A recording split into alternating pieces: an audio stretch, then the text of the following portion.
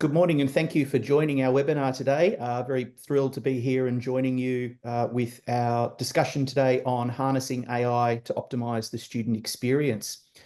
I would like to start today by acknowledging the traditional owners on the land on which we meet today. Wherever you meet, I'm on Turrbal and Yagara land in Meanjin region. We very much recognise First Nations people's connection to their land, waters and culture, and pay our respects to elders past and present. My name is Michael Perry. I'm the Regional Vice President for Education at Salesforce, and it's my absolute pleasure today to host today's webinar with our panel and discussion around all things AI and the student experience and journeys across their education life cycle. I do want to start with a thank you and an acknowledgement of not just the engagement that Salesforce has with a number of our customers that we know are on the call today, but everyone within the education community. We very much want to say thank you to you for your hard work and dedication. I often tell the story that my wife is a teacher, my brother's a teacher, my mother's a teacher. So it's sort of like the family business that unfortunately I was never able to join, but I'm incredibly aware of the hard work and effort and passion that goes into it. Very grateful, and we want to say thank you to everyone for their continued efforts and contribution to this very important sector, not just in Australia, but also for the world. Moving on, I do want to just make sure that everyone is aware of our forward-looking statement. Salesforce will show a little bit of product today in context of the broader discussion. Obviously, any purchasing decision should be made based on, we're an innovative company, any purchasing decision should be made based on information that's available today. It's now my absolute pleasure to hand over to my friend, colleague, and partner, Professor Martin Bean. Martin has been connected with the Salesforce ecosystem for a number of years now. We've worked together on a number of these, not just webinars, but roadshow sessions across the country. He's an incredibly insightful speaker. He has some fantastic knowledge to share. And we wanted to kick off the discussion around how we harness AI and to optimize the student experience within our higher education sector with the discussion from Martin. It's fantastic to hear from him. I've got lots of questions during the session, Martin, to kick on. I'm going to hand over to you to take it away for our first section. Oh, thank you, Michael. And hello, everybody. It's great to have you with us, no matter where you might be joining us from. As Michael's already said, my name is Martin Bean, and I have the great pleasure of sharing some of my observations with you today about the role of agents and artificial intelligence more generally in pretty well the life of our students, which for those of you that know me, you know that's front and center and heart and soul of everything that I've done in my career. Just a little bit of background for those that don't know me. The first half of my career was spent all in education technology, with 15 years in the United States, with the last role that I did there was with Microsoft running their global education products group. And then I moved from that. The unthinkable happened, and I went and became Vice Chancellor and President of Britain's largest university, the Open University, where we had 270,000 students, nearly all of whom were studying at a distance. So as you could imagine, technology was absolutely top of mind for us, as was the student journey and how we could create a sense of belonging for our students. And then after 30 years away from home, I managed to navigate my way back to be Vice Chancellor and President of RMIT University in Melbourne, where I had the great pleasure of implementing the Salesforce technology alongside some other breakthrough technologies to really get RMIT on a solid technological platform. But the tagline for my strategy when I was at RMIT was ready for life and work. So we unashamedly put the student at the center of that strategy, and much of what I'm talking about today is focused on the student and what we need to do to be able to increasingly provide the type of student experience that they require, and quite frankly, our communities and societies and economies require for us to be able to continue to live the lives that we've enjoyed leading. I now run a little think tank called the Bean Center. I've been doing that since I wrapped up at RMIT. I'm a professor at the University of New South Wales, and the focus of my work now is very much around the future of work, the future of leadership in work, and the role that universities and colleges and others play in equipping our graduates and our lifelong learners with the skills, competencies, and behaviors they need to survive and thrive in this ever-changing world we live in. So I'm going to give you just a few thoughts, top of mind thoughts, a little bit of a provocation to set the conversation up. And then I'm going to moderate some questions with my fellow panel members, with Michael and Troy. And so as we are each presenting, because between me and the panel, you'll be hearing from Troy and Michael with some of their provocations as well. So as we're moving through, just in the Q&A tab in Zoom, why don't you just go ahead and start putting some questions in, because when we get to the Q&A for the panel, I'm going to be moving between the set questions that I've got and your questions as well, just so that we can try to keep it as interactive as we possibly can. So sit back, relax, enjoy, but don't sit back too far, because I really would love to get your questions so I can tailor the conversation to fit what you really need. So let me kick off. In all of my experience at the intersection of education and technology, and perhaps more importantly, running the OU in the UK and RMIT, and now literally the hundreds of universities I work with all around the world in my work in the Bean Center, something has remained unchanged despite all the technological disruption over the last 20 to 30 years. And that's what I like to think of as the three-legged stool of student success, of helping our students be successful. And I think of that as the role that we have to play as universities in learning and teaching, what we have to think about when we think about the service architecture, or the way that students interact with us from a service perspective, where they're really looking for that to be effortless, seamless, and a word that I like to use, delightful, because that should be our goal. Our goal should be to make those service interactions with our institutions as delightful as they possibly can be, particularly when we think about our students and staff and the amount of time they spend in other delightful digital experiences, sometimes thousands of times a day. And then the third leg of the stool is belonging. How do we actually create a sense of belonging for our students? And I actually think out of the three, post-pandemic, belonging has probably emerged as the most important if we are to truly get our students ready for life and work with the skills, competencies, and behaviors they need and the knowledge they need to be effective. So what I'm going to do is I'm going to go to each of those for a few minutes and talk about why I, quite frankly, am just incredibly excited about the possibilities for generative AI and agents within that world as we look ahead to the next 5 to 10 years. So why don't we'll jump in and we'll take a look at learning and teaching to begin with. And here are just some of the use cases that I'm tracking and I'm talking to other universities around the world about. The first is instant academic support. Agents give us the opportunity now to really be able to answer in excess of 80% of the most common course-related questions 24/7 with intelligence. And the beauty of it is that just as I'm sure all of you have experienced generative AI now, they won't be static questions against an FAQ. They'll be rich, deep conversations where answers will be contextualized to the conversation that the learner is having with the institution. We also now, though, have the opportunity to finally, after decades of talking about personalized learning, really make it happen. So we're seeing now the emergence of intelligent tutoring systems that offer personalized learning recommendations based on student progress. And we're just at the very beginning of that.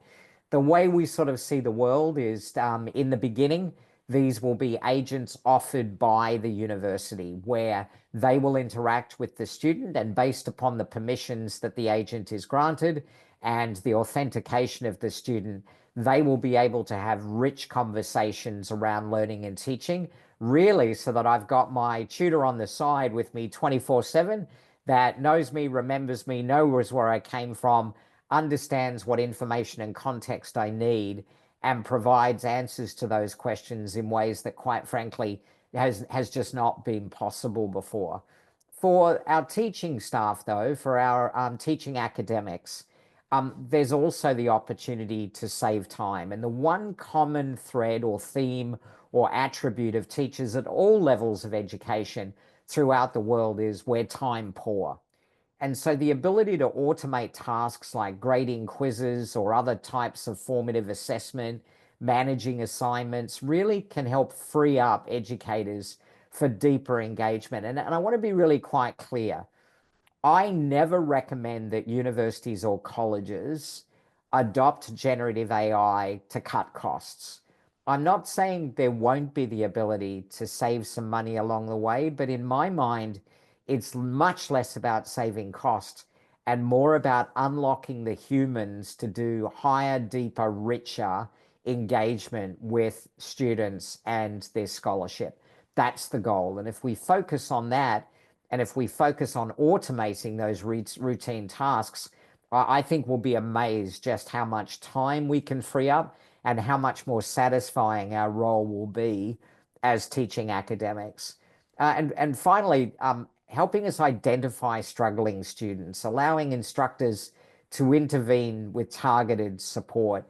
This is something I've been working on and with all the way back to 2009 when I started at the Open University. And I can tell you, by being able to get a heads up early about when a student might be moving into harm's way and being able to have the types of interventions, sometimes as simple as a proactive phone call or web conference with a student, to acknowledge that it's perfectly fine, perfectly natural, and extend the hand of friendship from the institution to be able to help that student get back on track, the difference that that can make for persistence and completion is actually quite remarkable. And I'm really excited about the possibilities of agents and our ability to do that in a lot more sophisticated way. Again, 24/7, with obviously the human keeping a watchful eye, but so much of that work being able to be done now cost effectively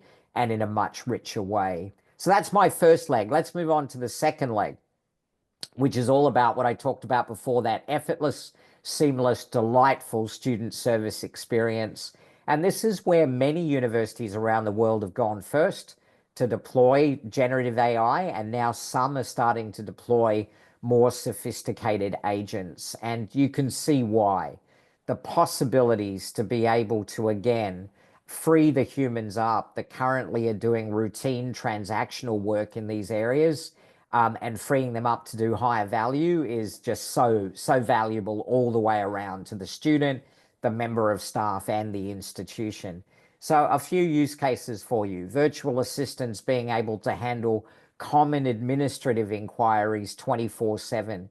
AI agents being able to streamline enrollment, provide guidance around financial support, but also help students or would-be students with course selection processes, something that's the bane of many a student's existence when it comes to trying to navigate course or program changes that they want to make. But what we're also starting to see now are those personalized reminders, ensuring students never miss deadlines, registrations, or key events. And all of you that interact with students, you'll know just how hard it is to land critical messages with them.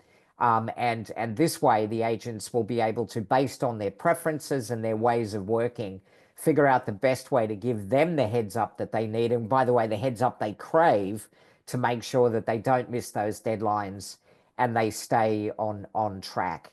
And then the final leg of my stool is really, as I touched on before, one I'm both really worried about post-pandemic, but also kind of very optimistic about with the use of generative AI and agents in that space. And that's all about how do we make sure, no matter what type of student, no matter where they live, what part of their journey they're on, that we make every single one of them feel as though they belong in our institution. And this is where, again, agents can be used, as I mentioned before, to identify at-risk students based on behavioral patterns and prompts for proactive outreach. And that outreach will go well beyond then their learning and teaching. It will go into pastoral care, mental health support, engaging them with clubs and societies, connecting them with other members of staff in other parts of the university, connecting them with each other for peer-to-peer support. It really gives us an opportunity to work with them, to understand them, and to connect them. That then allows us to curate personalized events, clubs, networking opportunities, all based around the rich conversations that we can have with them about interests, what's going on in their life, how much time they've got, what other commitments they've got, etc., etc., etc. So instead of sort of hoping that on a clubs and societies day or hoping by combing websites, we can find a way to involve them in all the other elements of the university, we can do that in a much richer, more personalized way. And I'm sure for many of you watching this webinar right now, if you think back to when you were at university or college, if you're like me, you would probably say more than 50% of the value that you got out of that university or college experience was by being involved in the life of a university or college. Post-pandemic, for a variety of reasons, that's become more complicated, more challenging. And I'm really worried because unless we get those students to engage with us more broadly than they're learning and teaching, we will not be able to enrich them and get them ready for life and work the way that we all want them to be ready. And quite frankly, the way the world of work needs them to be ready. And the final one that I'm going to touch on before I hand it back over to Troy and Michael is really making sure that every student feels supported, seen, and valued throughout their student journey. And this is where I hold out unbelievable promise for agents, because the more that agent runs alongside me, equipped with all of the knowledge, attributes that it's been given by the institution to make sure that I feel supported, seen, and valued, the more those agents can give a heads up to the humans inside the institution as and when necessary to make sure that they reach out to me so that I get the support that I need, so that I'm seen, and so that I feel valued, the more we'll take these massive institutions that we have in Australia, where it's so easy for students to feel like there's simply a number in their email address or their student card, and instead turn that around to where every one of them feels like they're engaged in a community of scholars, the better off we will all be. And that has always been the goal of a university. Agents and generative AI now allow us to do that in a way that is rich, deep, scalable, cost effective, and makes the best use of the humans as we work together. So I'm going to pause there, hand back to my colleagues. Please feel free to keep putting your questions into the Q&A tab, and I'll be back to run the Q&A after my colleagues have spoken. Thanks for being with us today. Well, Martin, I'm not going to let you get away just yet. I've got a couple of questions on the three pillars, if that's okay. Of course, Michael. Why am I not surprised that you might have some questions? I've got lots and lots. Martin, the people have been talking about personalized learning for a long time. I know you and I have spoken about it. I know I've had lots of conversations with universities across the country about this. Why do you think it's different now? What gives us the ability, or why is it different today for the sector? Yeah, it's a great question, Michael, because actually I'm old, as you can tell by the gray hair. And I remember back even in the early 90s, people were talking about personalized learning, and there were with the application of technology, and there were early models in the computer-based training days, and the publishers got involved in it for a while. But Michael, it was unbelievably static. It was sort of very, very rudimentary. It was like a little bit of a game of tennis. I would interact with a bit of content. The content would try to infer from me who I was and what I was doing, and it would do its best to come back to me with something that at best was a little bit more customized for what it knew about me. The beauty of generative AI and agents is that that is no longer static, nor is it like a tennis match. It's a living, breathing, dynamic set of interactions, and it has memory, Michael. So the more I work with the agent, the more it stays with me as I move through my learning and teaching, the more it sees the type of content, the type of assessment that I like and I'm successful with, the more it can serve that up, the more it can understand when I do formative assessment what I've mastered and what I haven't mastered. It can double loop learn with us and only send us back the content that we need to remediate. Indeed, the overall experience of assessment can be personalized to allow me to be assessed where I can put my best foot forward or shine, no matter what my particular challenges or capabilities are. They're just a few examples of why we now have something that will genuinely start to feel and enable personalized learning, Michael. And because our institutions are so hard up for resources right now because of economic constraints, the other thing that it does is allows us to do that incredibly cost effectively, Michael. And so not only is it the right thing to do and will it be incredibly powerful, it's also going to be much more cost effective to do than ever before. And you put those things together, that's why it's going to be a game changer, Michael. And the back end of this, it's really clear to see that you're incredibly passionate, not just about that, the learning experience and the student success, but also for that student sense of belonging. Just tell me a little bit more about that. Where does that come from, and why is that so important today, especially? Yeah, I touched on it a little bit, Michael. It might be hard for colleagues to hear on this webinar, but when I'm talking to students themselves, when I'm talking to employers, when I'm talking to other carers in the lives of those students, there's a pretty harsh critique going on right now, Michael, about what going to university looks like. And there's an ever increasing number of those individuals that sort of say something like this to me: Martin, it just doesn't feel like university anymore. They attend only when they have to. A lot of them are just attending via virtual sessions. They're not engaged in the life of the university, and therefore we're not equipping them with those essential enduring human capabilities that they need to be able to survive and thrive in the new world of work. And indeed, Michael, when you look at all of the evidence, the skills and competencies and knowledge that are going to be the most valuable for the next 50 years are going to be those enduring human capabilities. So if we don't figure out how to get our students involved in the life of the university, feel like they belong, and stretch them into these other extracurricular and co-curricular activities and just put them in environments to build those capabilities alongside their learning and teaching, we're just not providing the university experience that I believe they need to be able to survive and thrive in life and work. And so for me, Michael, it's about sort of how do we reinvent that sense of community and belonging by leveraging the technology of the day. It's so important. Thank you for that. As always, Martin, I could ask another 100 questions, but we had better move on because I do want to leave some time at the end to cover the questions that are moving on.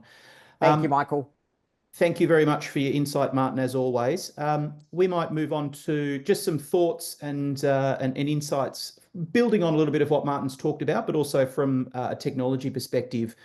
And one of the first things that Martin talked about was the challenge of all of the bits and pieces that are needing to be required to be done within the university and the sector on a day-to-day basis. Government regulation, the student needs, providing the experience, creating that sense of belonging, as well as just running the day-to-day. We do have skills gaps. We have heavier workloads for staff and advisors to provide all of those necessary requirements. And it is providing and delivering a bit of an increase in staff burnout and higher attrition, which then loops back to we have a more struggle to fill those positions, which leads to, and the circle goes on and on. It's something that's really important. And Martin then talked about the need for data. And if what we find is that those limited resources on the left then prevent the ability for us to deliver those personalized experiences on the front, on the other side. From staff and from students, it's a two-way street. And we know that around 41% of time can be lost to those low value tasks. Martin talked about some of them, but we also know that Martin talked about some of the really high value tasks. That sense of belonging and maximizing the student journey and experience is so important for us to be able to even deliver that personalized journey. So the next point that we want to talk about goes back to data. How can institutions keep pace? How can everybody deliver that? And what I'm really pleased to do is be able to introduce Troy Gunther from our education sector. Troy works extensively across our higher education customers and our state departments of education. Troy, I'm going to hand over to you to talk about how Salesforce is thinking about this in terms of its technology, the implementation, and how universities are implementing some of these to be able to deliver on those technology outcomes. Thanks, Michael. Good afternoon, everyone. Thank you for joining us during probably a lunch break. So hopefully you're enjoying the content whilst having something to keep you through the day. I think, like Michael, many of us have come from families of educators. I also was in a family where both of my parents were educators, my aunts were educators, my grandmother was as well. So I'm personally just really excited about being able to work within the space within the work that Salesforce is doing, and being able to take all the investment that we are building into our Salesforce platform, but being able to apply it into an educational context. So today I'm going to be walking through a little bit about what we do with our technology within the space and where we're taking it from an agentic point of view. So first of all, if you're not aware, we do have a cornerstone product that is really where all of our focus on education revolves around, and that's called Education Cloud.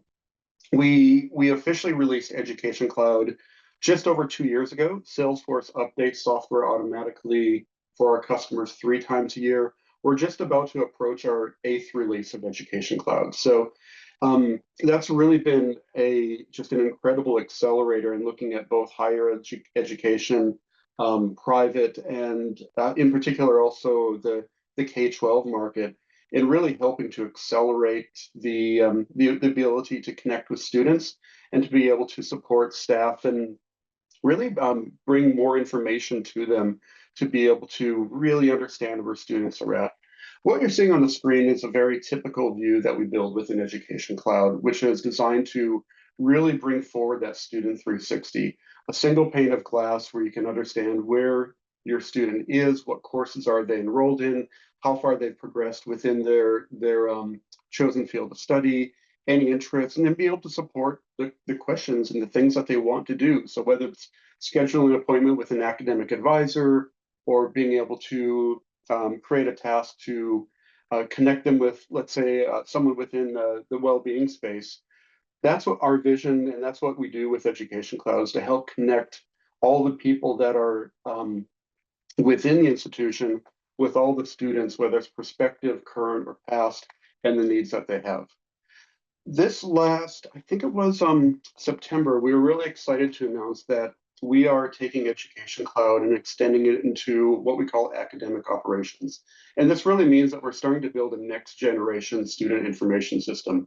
We're taking everything that we've done within a CRM for customer management, and we're applying it to student management.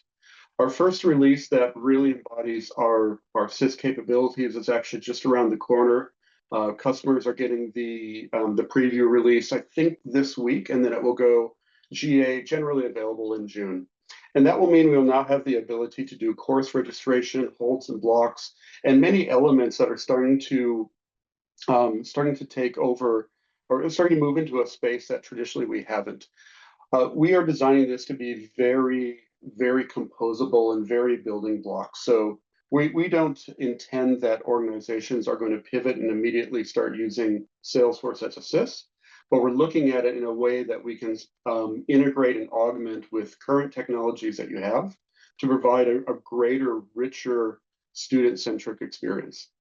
So our first release will be coming, like I said, in June with the SIS capabilities. We will continue to release 3 times a year. We've got quite a rich roadmap over the next 2 to 3 years as we continue to build out the space. A few other areas that we have within Education Cloud already.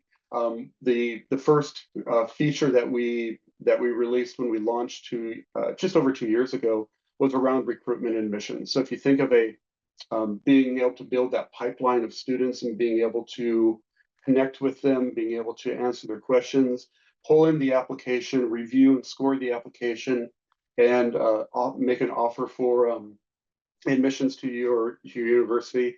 That has been part of the product from day one, and we continue to expand on that. Additionally, and this is where a lot of what Martin was talking about around being able to create really individual holistic support have also been part of our product from day one. So thinking about it from a student success angle, being able to build that 360-degree view of the student, whether it's data that's on the Salesforce platform or data that's on any of your other platforms. We have some great new ways to integrate that data, particularly with a component that we call Data Cloud that allows us to just simply attach to your AWS or Azure data stores and pull that information in and be able to create this rich view. We've also been taking as part of our strategy is taking bits and pieces from other industries that we work in and being able to extend that. So one key piece that we've pulled from our health industry is the ability to develop care plans. So being able to build out for a student that may have extra needs, building out all the different steps that the institution can provide him or them in terms of the support that they need. So this is just a way that we've been able to take other industries and start to apply it to education. Now, beyond focusing on student success, we also have quite an element or quite a focus around advancement and alumni relations. And this really can take a lot of different flavors. It can take the flavor of being able to maintain those connections for lifelong learners. It can be used for the purposes of work integrated learning in terms of maintaining connections with your graduates that have gone on into industry and now may be looking for that next generation. And of course, it can also take the place with really focusing on prospecting and for gifts to your institution and donations. So quite a bit of capability of thinking of, and I guess this is one of the key elements. We're no longer thinking of the student as here's a student in the prospect stage, here's a student in the enrolled stage, and here's a past student in the alumni. We're thinking of that individual as one individual that has many roles and continuously will move through different stages of the relationship with your institution and hopefully becomes into a lifelong learner and a lifelong supporter, bringing them back into the institution for continuing learning, higher degrees, short courses, badges, micro-credentials, any of the types of learning that we're now starting to pivot to. So that's a little bit about what Education Cloud is doing as a product. Now where we're taking it to the next level is applying Agentforce. So Agentforce is the Salesforce capability that's really thinking about how do we take generative AI and use it to form digital labor. Now we're thinking of this digital labor as almost a virtual person that sits side by side with your current workforce, being able to take over many of the low value tasks that we can start to automate in a way we've never done before without involving having to code certain procedures or build rigid process flows. We can take advantage of generative AI and use that with agents in order to let them really work within a safe boundary of interaction with your employees, but also interaction with your students, prospective, current, and past. So within Agentforce, and I guess just to kind of break down how is an agent different, because I think it's been about 2.5 years since ChatGPT came onto the market. I think it was November that it took the world by storm. And we were introduced into this brand new thing called generative AI. And so I just want to walk through a little bit of what is an agent compared to where we think about interactions. Everyone's had an experience with a chatbot. I think everyone's had a very frustrating experience with a chatbot in terms of asking questions and interacting and not being able to get what you really want. I think every time I get to a traditional chatbot, the first word that I type is agent because I just want to actually talk to a human. So chatbots serve their purpose for a period of time. But then we started moving on to co-pilots. Now, co-pilots have been a great step in the right direction. They've been able to analyze and look at data that is available to them. They can perform calculations. They can understand and summarize articles and really kind of take lots of information and make it into a succinct summary in order for you to bring that in. Where co-pilots have kind of failed, though, is they can't do anything. They can provide you a lot of information, they can make suggestions, but they can't actually take action. And that's where we've now introduced Agentforce. So the idea of an agent is it's not able to just answer a question and then wait for the next response.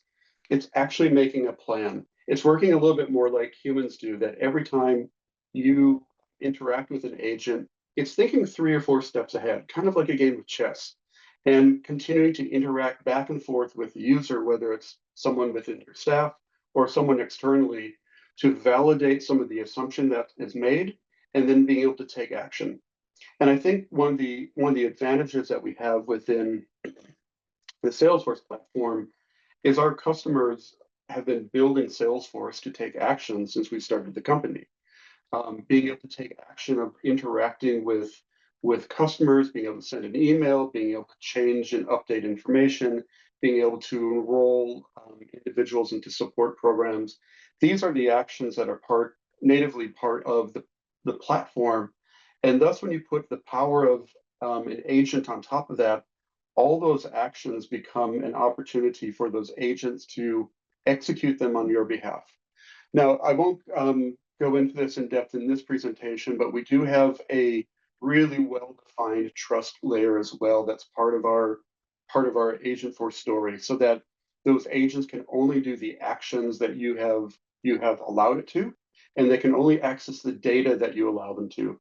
So very similarly, when I talked about having a digital labor force, every time that we put a user onto Salesforce, we actually define what information they can access. No different than we have an agent. We actually define the information that an agent can access, and thus the agent information that the agent can't access, and make sure that we're building that within a secure boundary. So what are we doing with Agentforce in education? And this is where it starts to get really exciting. And what I loved earlier was we pulled our materials together. Martin was pulling his materials together. We brought them together, and we was like, okay, we're actually thinking that the vision that he is coming up with as a thought leader and a luminary in the space is actually really well aligned to what we are doing as a company in terms of building out this capability. So I want to talk about 4 opportunities that we are in the process of developing agents for within the education space. The first one's really thinking about recruitment. If you're in any institution, of course, the pipeline of students is absolutely critical. You need to really convince students that this is the right place for them. And there's many different ways of doing that. Of course, we've got great buildings, incredible staff, and fantastic programs. But part of that is actually just being able to answer those questions. Recruiters are spending they've got hundreds of open requests about students wanting to find out information. And so imagine, if you will, an agent being able to respond back 7 by 24 and talking to any prospective student about any question that they have. And that's what we're actually launching next month. So we have a student recruitment agent that you train with all of your website content, you train with all of your knowledge. And by training, I mean literally copying files into a directory and saying, this is the information that you should reference. The agent will be able to take all that knowledge in. And what we're running as a beta right now is being able to seamlessly respond to individuals in a chat window-like environment like you see on the screen, or on over-the-top messaging services like WhatsApp or WeChat or Apple Business Chat, and being able to interact with students. That's in beta currently. We're going live GA with this enrollment support agent within June. And I'm really excited to see what this starts to do as we rethink the pipeline and the approach that we bring students into a university. So that's Agentforce for recruitment and enrollment. And the next one is around advising. And so we've really started to think about that angle of well-being and creating that sense of belonging and being able to actually have a way to tap into the hundreds, if not thousands, of programs and opportunities that universities make available for students. Now, typically within this, it's always bound by a restriction of either what people know. If I ask someone, hey, is there a way that I can get support in learning? Let's say I'm an international student, I need support in learning English as a second language.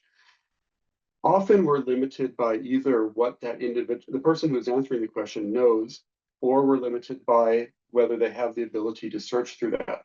And this is where Agentforce, again, has just this incredible approach that you can tap into the catalogs of all the services that you have available. And when you ask Agentforce a question around what programs might be available for me, it's able to respond back and be able to guide an individual. Now, the first way that we are actually looking at this is very much in a assistive approach. So the first version of this will be sitting side by side with your human advisors, being able to guide them to the appropriate support resources, being able to guide them to the appropriate programs. The next generation of that, and this first generation is going live again next month in June. The next generation will be designed to speak directly to students, being able to take the learnings, take the capabilities of working side by side with your human staff, and then allowing the agents to work autonomously, being able to work directly with students, making recommendations, but also being able to allow you as an organization to define the rules, to define the point of actions and recommendations the agent can make on behalf of the student's request, but then also knowing where there are certain programs, certain offerings you may have that actually do need to go through a human layer, being able to collect the appropriate information, creating an appropriate task, and sending that to someone so that they can actually review, maybe have a conversation with the student, maybe it's not required, but to then continue that process with a level of student support. So again, first release within this is coming just next month. Now that's on the student success side. Of course, very critical to organizations is around the fundraising and prospect profiling. This is another area that we're starting to build agents that will be able to reach out, will be able to look at all the digital assets they have available to them, whether it be databases that have been privately acquired, or whether it be public information available on the net or LinkedIn, et cetera. And so the agent will be able to look at any prospective gift donors and start to do that research for you, be able to pull together the information around that prospective donor and what may make sense for them in terms of building a ongoing relationship with the university. So that's one element that'll be going live within June. The other one is one I have to admit I don't know quite a lot about yet, but it's one of the areas around gift planning. So being able to actually start to collaborate with individuals around building out a longer term giving plan that goes, potentially decades in the future, and starting to shape what that looks like. That's a one that, of course, we haven't really scoped out, but we're planning and we've got it slotted in for the spring 26 release. And I have to convert northern spherical dates. So that'll be coming in February 26. Last but not least is around enrollment. And this is probably the one that I'm most excited about when I think from a university operations point of view. I think back to when I went to university and the challenges around getting a schedule to fit, figuring out all my co-recs, figuring out my prereqs, figuring out the schedule that made sense, being able to actually start planning a few terms in advance and being able to build out that plan. I remember at the time, all the students got a nice little packet of information that had every course that was planned for the next couple semesters. I know that's all digital. I know it's still not that much better of an experience. So that's where we're really excited that we are now building out Agentforce for registration, being able to pull in all of that learning program information, understanding the series of coursework that's required to attain a degree, to attain a accreditation, being able to understand all the prereqs, all the co-reqs that are actually required, all the options that are required, and being able to have an interactive conversation with a student, being able to answer questions that are what if, I would like to do this and I would like to do that. Does that allow me to, does taking those two classes allow me to actually get to my degree as what I've planned within, let's say, 3 terms, or is that actually going to extend it?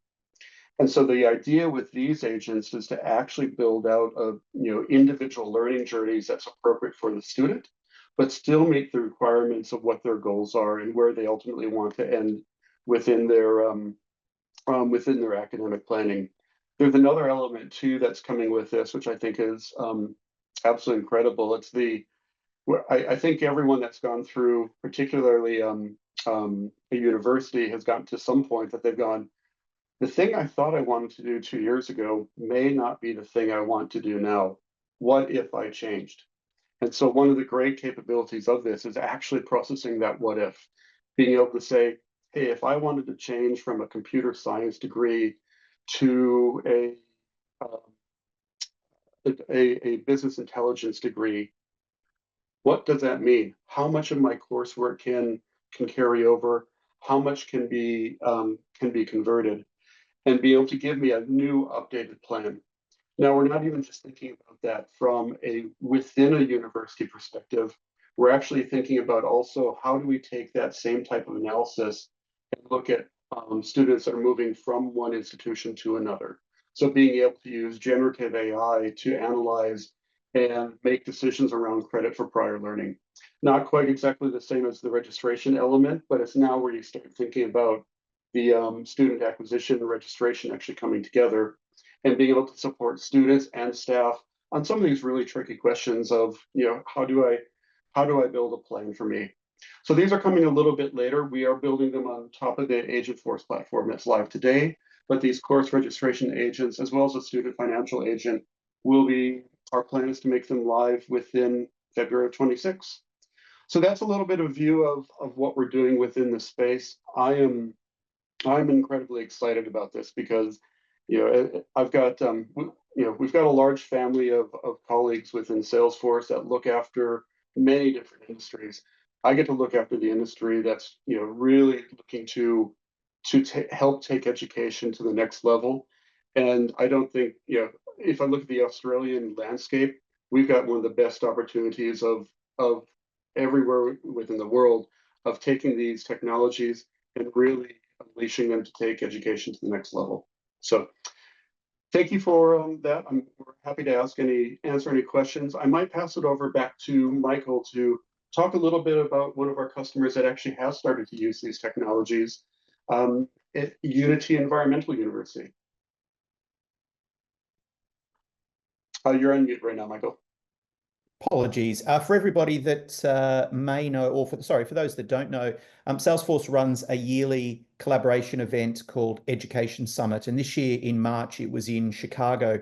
I was very thrilled to attend with a delegation of Australian universities and K-12 schools. And during the keynote, we talked about Salesforce customer Unity Environmental University. They're live. So everything Troy's talked about in terms of the agentic uses across the student journey, alumni relations, engagement, outreach, as well as enrollments. It's not in theory and in practice and coming soon. Unity are actually live with a number of those areas, and we'll talk about the savings in a minute. Right now, Unity Environmental are using our Agentforce tools for prospective students, guiding them through the application process, helping them find those programs that match their career goals. Troy touched on that, and showcasing what the experience and how they can navigate the universities like. And on stage during the keynote, Professor Curry talked about the evolution and their plans for their platform, which they've given a name called Una, which means one, and it'll become a personal guide for all students. And Martin talked about that, personalizing that student journey and giving them the ability to guide from financial aid all the way through to registering for classes. How do I get professional help, support during exams, all of those aspects that really personalize that journey and improve the experience. That's the vision for Unity University. They've seen a substantial cost to reduce, more than $800 per student. Now, when you're talking about 10 to 50,000 students, that's an awful lot of money.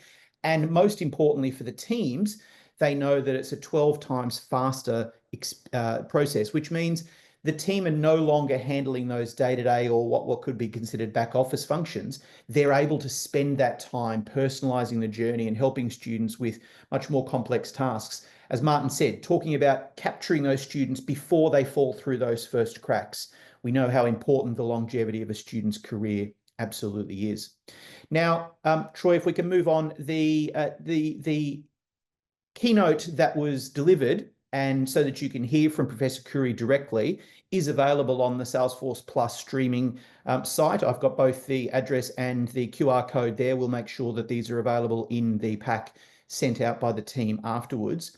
There's more than a dozen videos from 10 different streaming sessions. And we also want to flag that this is a yearly event. So if Education Summit has been on your watch list of an event, very happy to talk to you about what's available and when the opportunity to attend with next year's Australian-New Zealand delegation to that particular event is. So moving on, very keen to thank everybody on the call for their time and the discussion. Very happy to open it to the floor in terms of questions and where they may actually be. Thank you, Michael, and well done, Troy. Well done, Michael. We've got one question from our wonderful audience who are chewing on their lunch for many of them. We run coaching centres for primary and high school students. How applicable are my 3 elements of learning and teaching services and also belonging to that audience? I'll jump in and then I'll let Michael and Troy add. I think they're very applicable, but you will need to train your agents differently, and your rules will need to be different. But very quickly, in the learning and teaching domain, I think we are going to see schools, primary, secondary, tertiary, all embrace personalized learning agents and support agents between their institutions, young people, and parents. In the services architecture, it may well be that the agents are more deployed for younger cohorts of students to parents or carers rather than necessarily the student themselves, although I do think all of us are trying to build more agency and autonomy for students at all ages. So I think, as Troy's beautifully described, given the way that they will be able to interact, make decisions, and scaffold, they're probably very appropriate for younger cohorts as well. And then the belonging, absolutely. So helping young people make sense of their experiences, to have reflection, to look at themselves from a 360-degree perspective, to teach them the language that they can use to help them describe the experiences they've had when they've been a leader, when they're communicating, when they're collaborating with others, what their achievements may mean in other domains, all unbelievably applicable. So that would be my answer. Troy or Michael, anything to add from your perspectives? Yeah, happy to add in. We're actively having conversations actually with two of the state departments of education here in Australia, specifically around these topics, around how do we start taking these agentic capabilities that we're building and how do we apply it to K-12. We're seeing the opportunity really for some interesting ways around career planning. And I think part of that gets into those 2 really distinct dimensions of that. One is what are my interests? Where should I go from a career planning that might lead me into a certain course of work that will take me to university. The other element, of course, is around the secondary skills pathway programs that we see in all the states right now, around finding a different path that often goes through the vocational education programs and being able to, again, have those conversations with students that are trying to figure out what do they want to do next, where do they want to go. So it's an active program that we are currently doing research in, like I said, with 2 of the states here in Australia, and being able to take that input into our product development.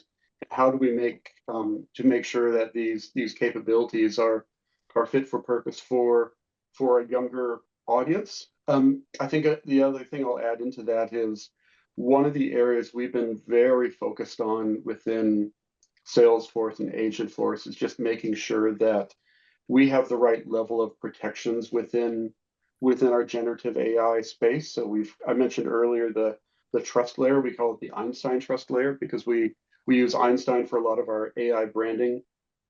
And part of that is we actually have an AI agent that monitors the output of all of the other AI agents, looking for toxicity, looking for harmful language or recommendations that may be coming out, and making sure that gets removed, pulled out, and also logged.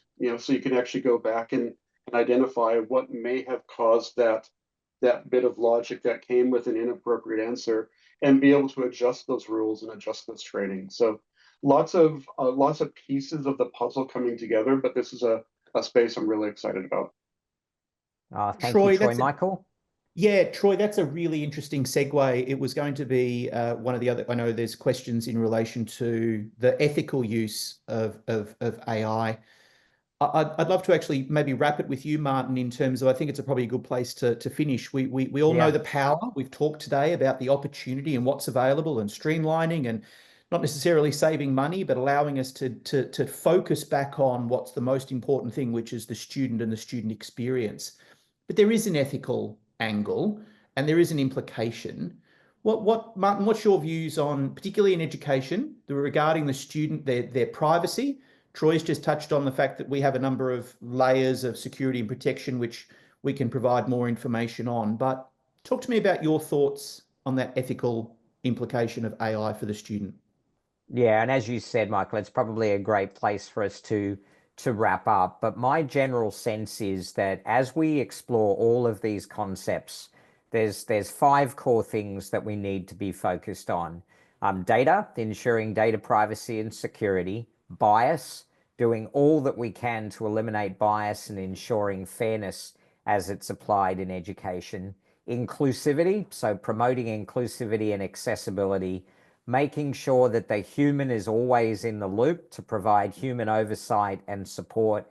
And then finally, Michael, it's making sure that we continue to evolve, engage in continuous evaluation and improvement along the way. And because the session's gone so quickly, we won't have time to dive into that more deeply. But Michael, I'm just so glad that you and Troy wrapped us up on that, because that was going to be the question that I did go to as we wrapped it up. So on behalf of myself, of Troy and Michael, we would like to thank all of you for being part of this webinar. And I'm just going to hand back to my colleague, Danhua, at Times Higher Education to wrap us up. But thank you, everybody. Thank you, our panel, for the fruitful sharing, and I hope these are really insightful for the audience as well. So while this has actually brought us to the end of our webinar, it's a great thank you to our audience for joining us today, and also obviously a big thank you to our panel, Michael, Martin, and Troy today. Thank you so much for being part of today's session. Thank you.